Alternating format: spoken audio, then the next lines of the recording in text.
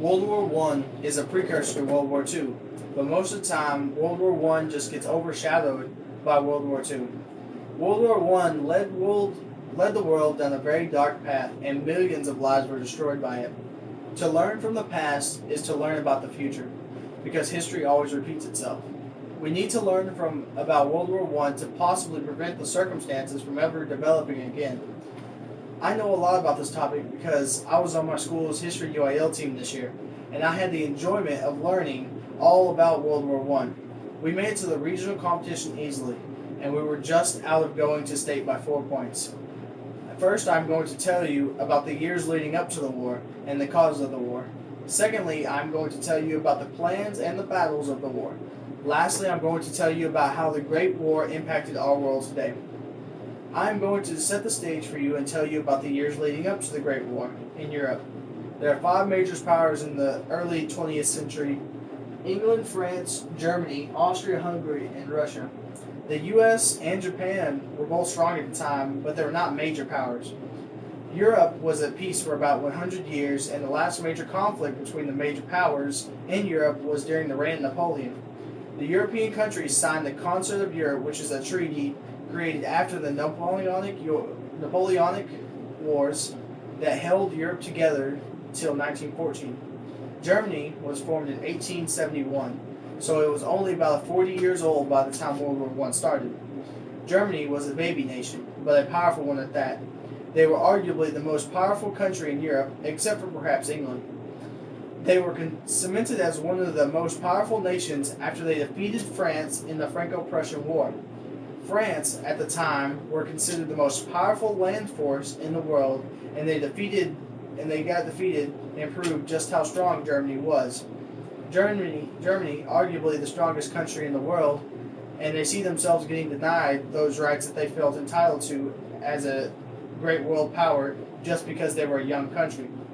The other central power is Austria-Hungary. Austria-Hungary had a long time suppressed the Serbians. Serbia was small, but one thing it did have was pride for their country.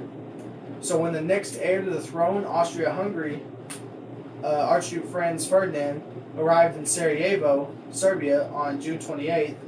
June 28th is a day of great historic value to the Serbians because of the Battle of Kosovo. This specific day and the circumstances, and it was too pristine of a time for nationalistic organizations in Serbia called the Black Hand put a plan into action. Archduke Franz Ferdinand went to Sarajevo to watch military procedures, but it was actually him and his wife's honeymoon.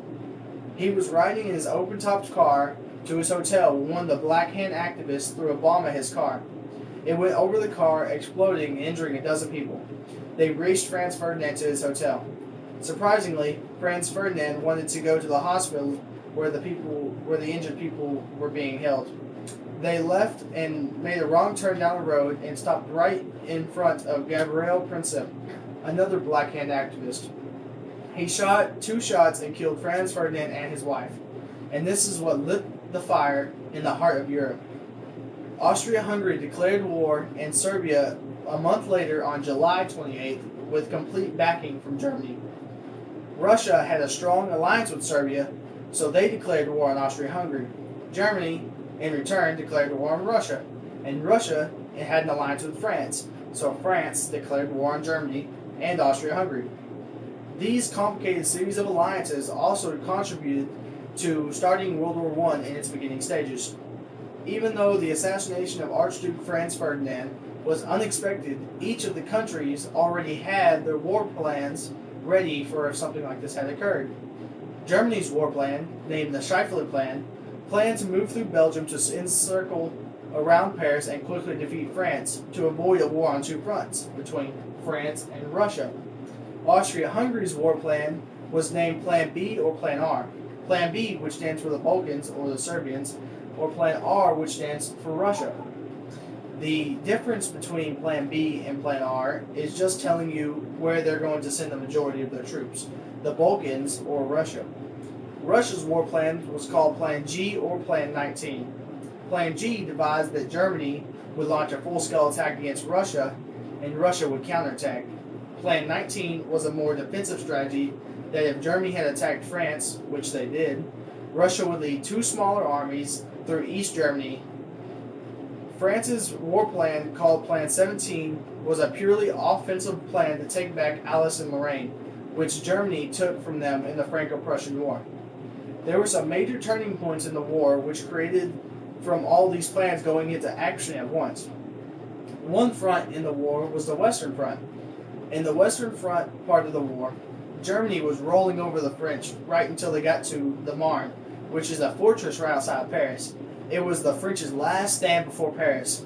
The battle created a stalemate which brought trench warfare into the picture. The next major battle of the war was Verdun. Germany trying to break the stalemate by a month-long siege of the city. The French finally pushed the Germans back to hold the stalemate.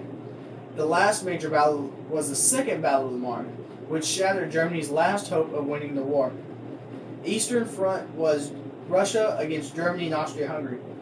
Tannenberg was the first major conflict in this Eastern Front between Russia and Germany. In this battle, Russia learned how outdated and outsupplied their army was. Russia lost 125,000 men to Germany's only 13,000. It led to complete destruction of the Russian Second Army. The First Battle of the Masurian Lakes was a victory for the Germans, who encircled the Russians and destroyed them by outnumbering them 3-1.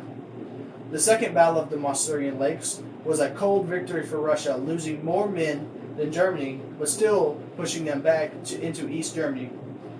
There were other important battles off the eastern and western fronts. The Dardanelles was an offensive led by Britain into the Turkish and Ottoman Empire. It was led by the future Prime Minister of Britain, Winston Churchill, yet it was an utter failure. Another major battle was the Battle of Jutland, which was practically the only major sea battle of the war. You can see all of the tragedy that happened all through World War I. Yet even after the war was over, it led to so many other events and actions. A lot of people call World War I the seminal tragedy because of all the events it led to afterwards. Seminal means having possibilities of future developments. With no World War I, we wouldn't have World War II, which means we wouldn't have had Hitler come into power. With no World War I, Russia wouldn't have collapsed, and the rise of Stalin and the USSR wouldn't have come about. Then we wouldn't have the Cold War, which almost brought us to the brink of destruction. World War I ushered in a modern age of technology and ideas and developments. We used tanks in the battle for the first time, and we got to see how deadly poison gas was. We developed our ace pilots and broke into completely new barriers with the machine guns. But never forget about the little things like sanitary napkins. I told you about the years leading up to the war, the causes of the war. Secondly, I told you about the plans and the battles of the war. Lastly, I told you about the Great War, how the Great War impacted us today. Hopefully, we can learn from the mistakes of this war and prevent a war like this from happening again. All we can do is remember and learn from the war that 10 million men died fighting for.